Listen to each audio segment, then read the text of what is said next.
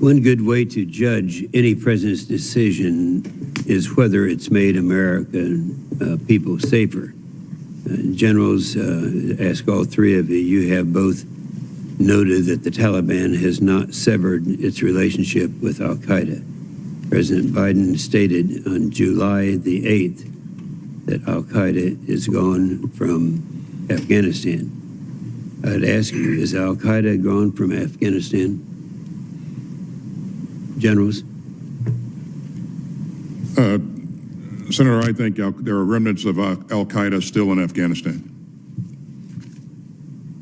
Does anyone believe that Al-Qaeda is gone from Afghanistan? President Biden stated at the United Nations recently that this nation is no longer at war. Is it your personal view that Al-Qaeda is no longer at war with us? Start to the right, General. I believe Al-Qaeda is in Afghanistan. I believe they have aspirations to reconstitute, and if they develop the capability, I believe that they have aspirations to strike. It's too early in the process right now, Senator, to determine the capability, but I do believe they exist. Do you believe that the personal view that was stated that Al-Qaeda is no longer at war with us right now?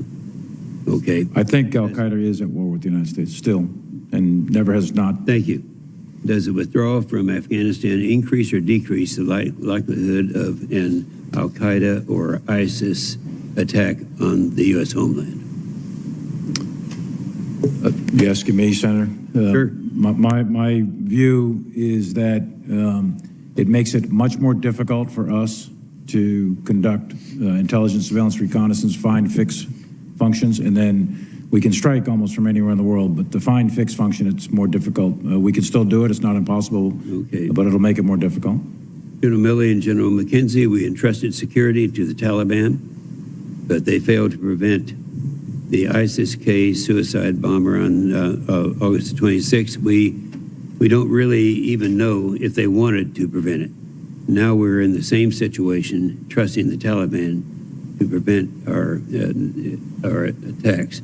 The senator from Missouri brought up and talked again about the fact of what is the situation right now, and I think we don't really, after this several hours, have an answer to that.